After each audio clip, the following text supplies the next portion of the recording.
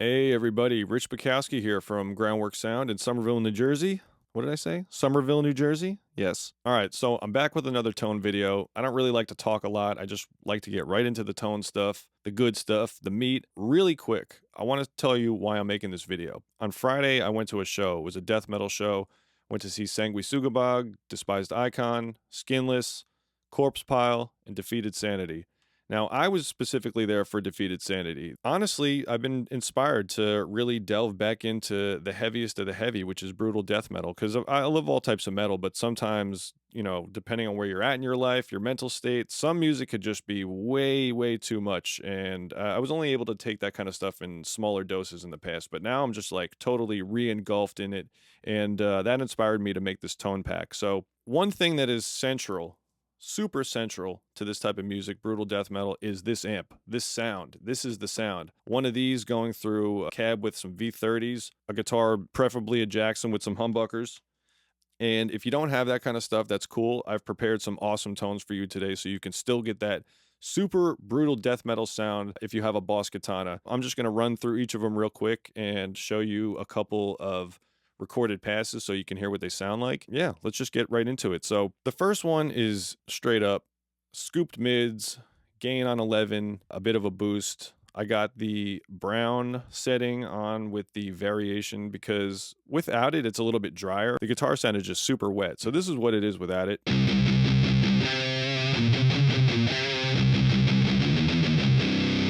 And it's very dark, right? But when you turn it on,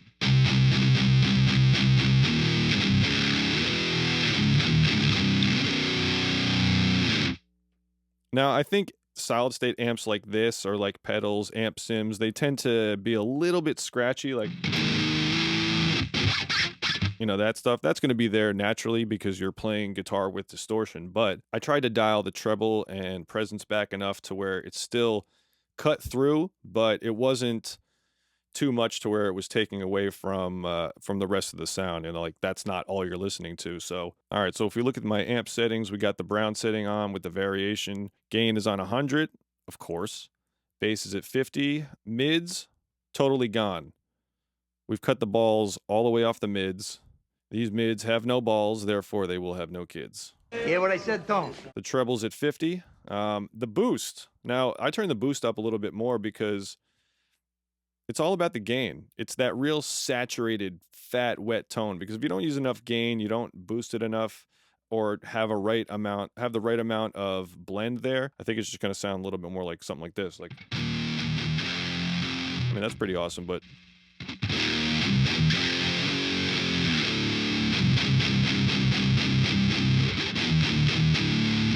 yeah, you know that sound, that the junk.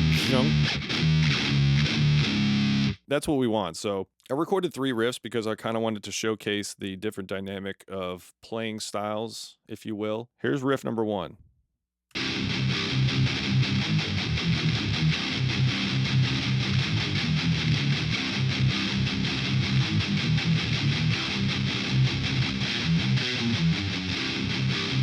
Something with some palm mutes, super chunky, a little bit of some single string note action.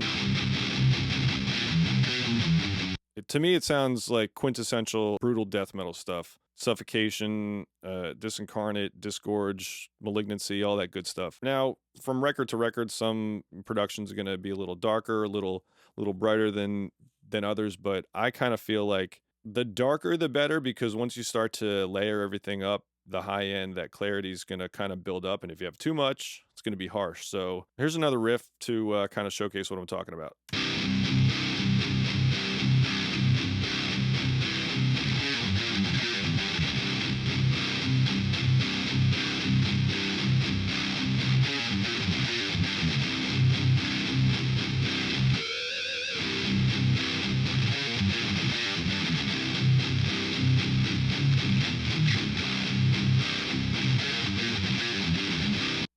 All right, cool. Something a little bit more open.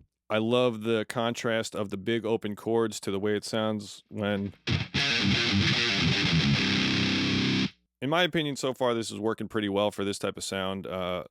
It's very tight. It's very controlled. I have the noise gate on there to the point where it's not cutting it off completely, but it's still controlling the sound enough to where you know, when I'm playing fast and I do like a stop. That's enough for now. Any more than that, it kind of just, you know, kills your sustain. So one more riff with this setting. Let's check it out.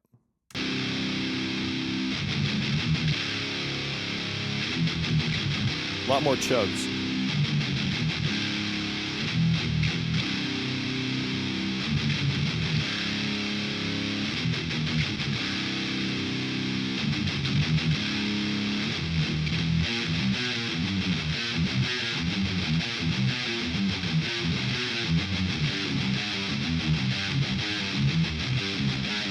Little 9/8.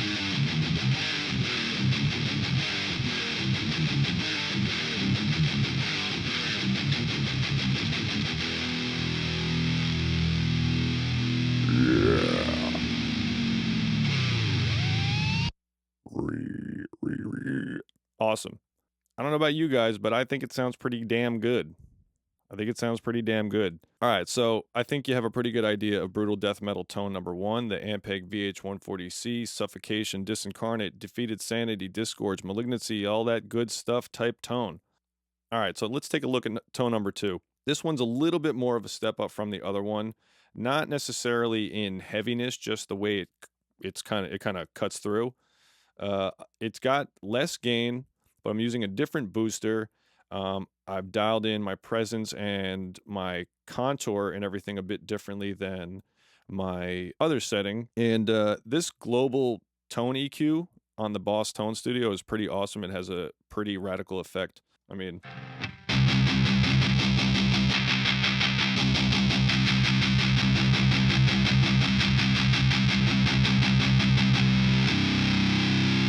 so if you're listening, comparing to the one before it, this tone already has a bit more mids naturally, just by the way I'm boosting it, which is kind of funny because the mids are all the way down on the EQ section. And the contour, again, that's the only other thing I've seen contour on is my Sun 2000S, and it does work like a mid-range scoop EQ type thing. But I don't know. If you listen to this tone, definitely a little bit more crunch, a little bit more mids, and listen to the one we checked out earlier.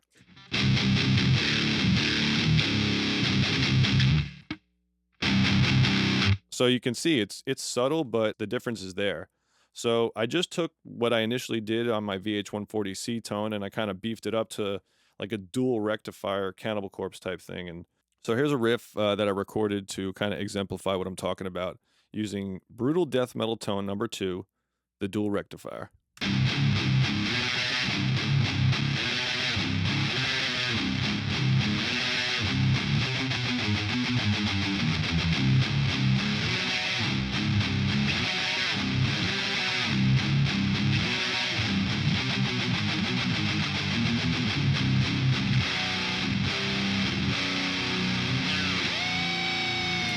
Awesome. All right, so if you're listening at home with some headphones on or some decent speakers, you can hear this has more crunch, a bit more like low end, like a bigger overall sound.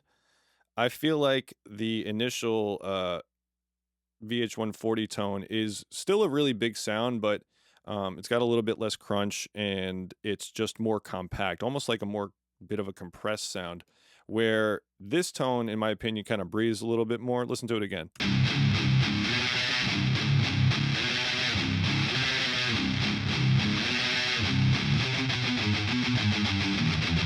You hear more of the pick attack and stuff, and it still cuts through without being super harsh, but listen to it in comparison to the first one.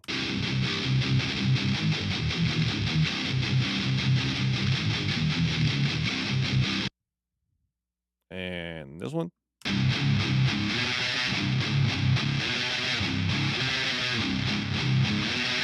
In my headphones, this one almost has like a little bit of like a PV 5150 type of crunch to it, but I think it's awesome. All right, so that's brutal death metal tone number 2, the dual rectifier. I kind of dialed in 2 different dual rec sounds. Check them out. Here's the one that I just showed you.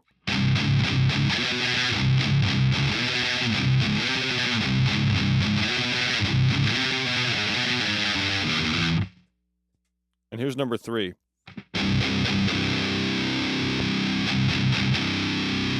The difference is super subtle.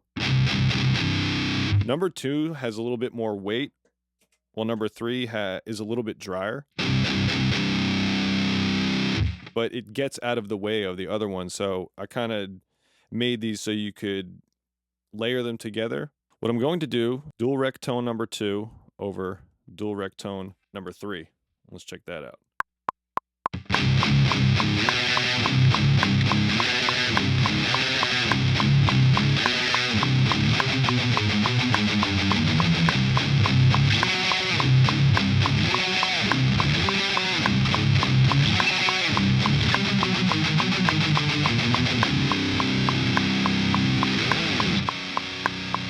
All right, let's listen to what it sounds like.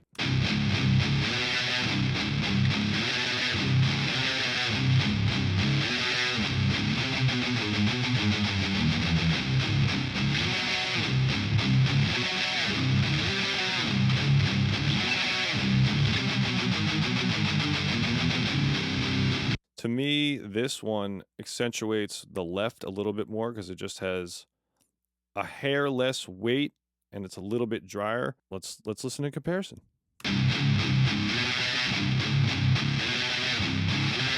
Yeah, to me that already sounds more balanced. So if I wanted to make this super heavy, what I would probably do is put a layer of number 2 and 3 on the left and then another layer of 2 and 3 on the right, and then you're golden. But you just got to make sure it's super tight because once you start to do that, things start to get a little bit flubby, you know, once you're quadding guitars. So just be careful. Take your time. Make it sound nice. All right, cool. So what do we go over? Let's recap real quick. We did our super brutal death metal scooped gain on 10 VH140C tone.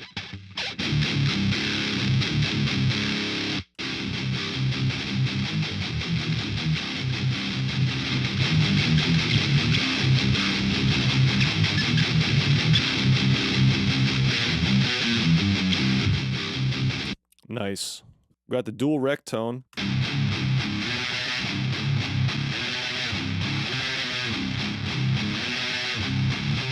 With number 3.